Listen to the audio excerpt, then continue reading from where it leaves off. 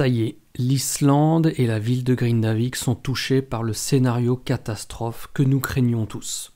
Ce matin, une nouvelle éruption volcanique en 2 temps a touché la péninsule de Reykjanes et pour la toute première fois depuis mars 2021, la ville de Grindavik est directement impactée. Le désastre que nous craignions tous est arrivé et dans cette vidéo, je vais vous expliquer précisément ce qui s'est passé.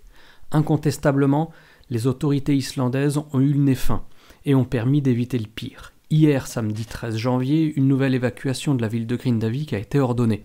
Et ce matin, à 7h57, heure locale, une nouvelle fissure magmatique s'est formée après un enchaînement de séismes soudains. Le magma est apparu de part et d'autre d'une des immenses barrières construites par la sécurité nationale depuis l'éruption du 18 décembre. La bonne nouvelle est que cette nouvelle percée magmatique en ce début d'année est d'une intensité plutôt faible.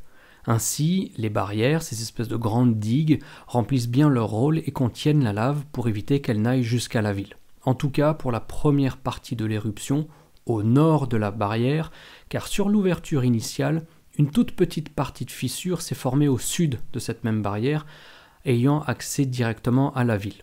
Mais là aussi, Dieu merci, grâce à la très faible intensité de cette éruption, cette partie sud menaçante n'est pas vraiment allée très loin pour le moment.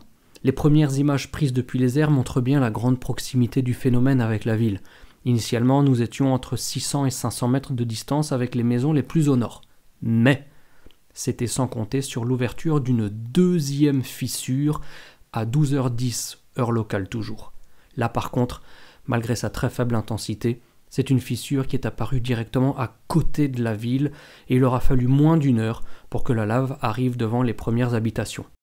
Pour se remettre dans le contexte, voici la carte sur laquelle vous voyez en violet le champ de lave issu de l'éruption de décembre, en orange les gigantesques digues de terre et de roches pour prévenir les dispersions de lave, et en rouge la toute nouvelle première fissure. Concernant l'éruption de décembre, si vous ne l'aviez pas suivi à l'époque, je vous ai mis dans la description tous les liens des vidéos que j'avais faites à ce sujet. N'hésitez pas à aller jeter un coup d'œil.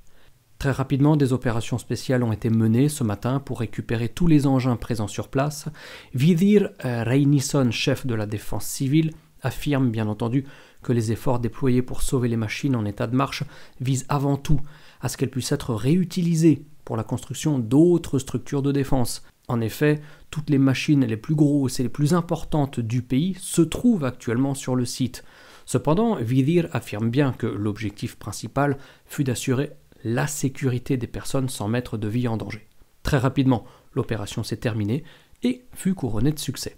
Un peu plus de 5 heures après le début de l'éruption, on voyait déjà que la lave s'accumulait au pied de la digue et qu'il ne fallait pas grand-chose pour qu'elle puisse se déverser vers et dans la ville, rejoignant ainsi la lave issue de la première fissure.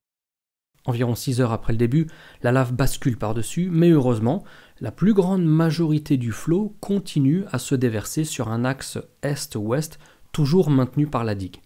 C'est aussi à ce moment-là que s'est produit le scénario catastrophe qu'on espérait tous pouvoir éviter aussi longtemps que possible. La lave issue de la deuxième fissure, la toute petite fissure qui a commencé à 12h10, la lave est entrée dans Grindavik, prenant dans ses flammes 2 maisons. Des images assez horribles quand on connaît par cœur cette petite ville telle que c'est mon cas, alors j'imagine seulement l'immense tristesse, l'immense détresse inconsolable des familles touchées, à qui évidemment j'apporte tout mon soutien et ma bienveillance. Nous connaissons la solidarité des Islandais et nul doute que les habitants de Grindavik sauront se serrer les coudes face à cette épreuve terrible. Une épreuve terrible certes, mais si l'on regarde les choses dans leur globalité avec un tout petit peu de recul, on ne peut qu'être chanceux que cette éruption ayant touché Grindavik soit la plus petite de toutes celles des 3 dernières années. En effet, lorsqu'on prend ce recul-là dont je parlais, voilà ce que ça donne entre le flot de lave se dirigeant est-ouest et la partie de la ville désormais déjà touchée. Imaginez seulement si l'éruption de décembre était née aux abords de la ville. Là, pour le coup, Grindavik aurait été avalé par les flammes en quelques heures seulement. Au moment où j'enregistre cette vidéo, de manière tout à fait impromptue, je l'avoue bien, j'espère vraiment que la chambre magmatique commence déjà à se tarir et que le phénomène, tel que le pensent certains volcanologues, reproduira le même comportement qu'en décembre, avec une activité très brève qui n'aura pas passé les 72 heures d'activité. Alors je ne vais pas vous dire en espérant que cette vidéo vous a plu, les amis, j'espère que cette vidéo vous a informé, peut-être que vous l'entendez aussi au son de ma voix, je suis quand même un petit peu touché de voir ces images, mais en tout cas voilà, ça faisait partie aussi des infos et des actus que je vous partage sur la chaîne depuis maintenant 3 ans concernant les éruptions dans ce pays de feu et de glace que j'aime par-dessus tout, l'Islande. Et c'est sur ces derniers mots que je vous donne rendez-vous pour la prochaine vidéo en espérant qu'il n'y aura pas beaucoup d'actualités à vous donner sur cette éruption.